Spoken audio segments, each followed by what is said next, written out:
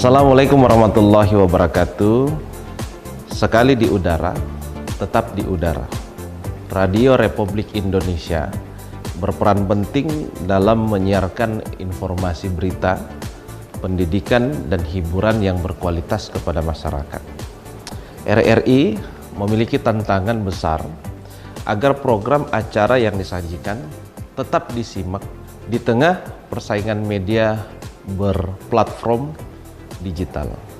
Saya yakin RRI terus mampu berinovasi mengikuti perkembangan digital saat ini untuk bisa menjangkau dan mengikat hati para pendengarnya, dan tentu bisa tetap menjadi referensi bagi semua orang yang mendengarkan RRI. Saya Adnan Purik Teksan, Bupati Kabupaten Goa, mengucapkan selamat ulang tahun yang ke-76 untuk RRI.